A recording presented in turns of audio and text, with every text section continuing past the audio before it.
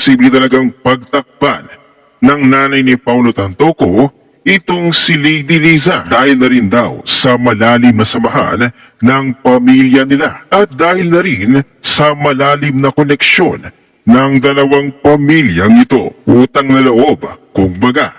Business is business, ayon kay Attorney Trixie Cruz Angeles. In view of the recent controversy, the death of Paulo Tantoco, we think it is time for a bit of context. The Tantoco's name and businesses have often been intertwined with that of the Marcoses, plus the fact that the First Lady's name is often mentioned in the events leading up to the death. We believe the factual milieu is necessary, so we ran the Tantoco's wealth origins and links to the Marcoses through DeepSeek, and this is what it came up with.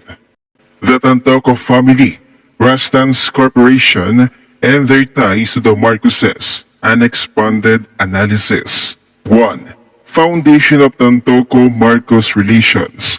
The Tantoco family's relationship with the Marcos family began in the 1950s, but solidified after Ferdinand Marcos became president in 1965. Bienvenido Tantoco Sr. and his wife Gliceria Glessy Tantoco were part of Imelda Marcos' inner circle, frequently described in media and historical accounts as confidants and business partners. Mijares 1976, Pedrosa 1987.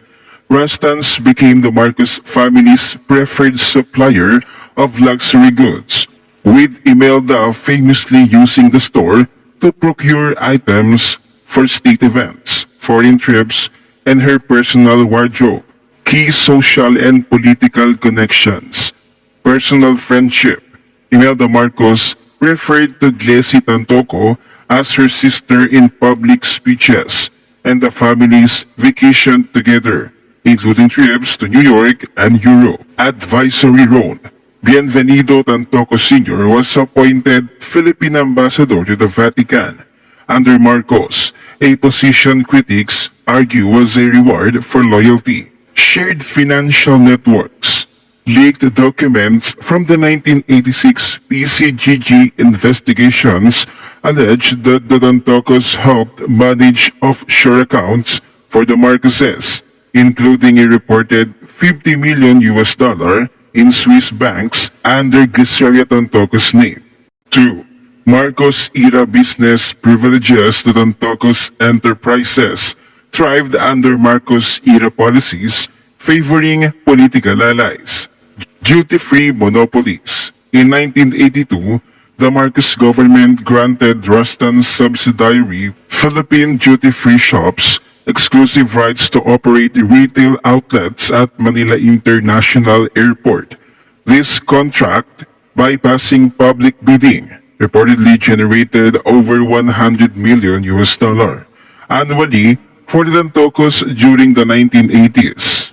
DFS profits were allegedly split with the Marcos family, according to the testimonies from former Marcos associates during post-1986 PCGG hearings. Tax exemptions and import licenses. Marcos' Presidential Decree 1948 exempted Rastans from tariffs on luxury imports, a privilege not extended to competitors. The Tantocos secured licenses to distribute state-subsidized commodities, such as sugar and gasoline, through connections to Marcos cronies like Roberto Benedicto, the Rulemakers 2007. Real estate and offshore assets.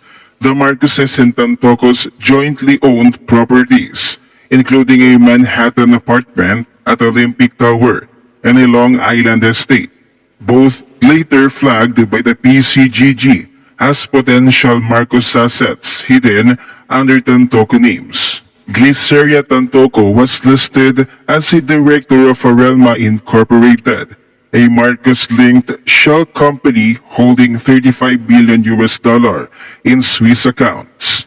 3. Post-1986 revelations and legal challenges after the Marcos regime fell in 1986. The PCGG identified the Tantocos as enablers of Marcos wealth concealment. Specific findings included Rustans as a conduit. PCGG records claimed Imelda used Rustans to launder funds via inflated invoices for luxury purchases. Return of assets in 1991, the Tantocos surrendered a portion of DFS shares to the government in a settlement that avoided litigation. Ongoing legal ties. The Tantocos retained ownership of controversial assets such as the Leyte Agricultural Development Corporation, a former Marcos land holding transferred to their name in 1983. Despite these actions, the Tantoco family denied wrongdoing, attributing their cooperation to a desire to move past political vendettas. 4. Modern-day connections. The Tantocos' ties to the Marcos family persist in the political arena. Electoral support. The Tantocos donated to Ferdinand Bongbong Marcos Jr.'s 2022 presidential campaign. Business continuity. Philippine duty-free shops still controlled by the Tantocos resumed expansion under Bongbong Marcos administration, including a 2023 contract for Clark International Airport outlets. Conclusion.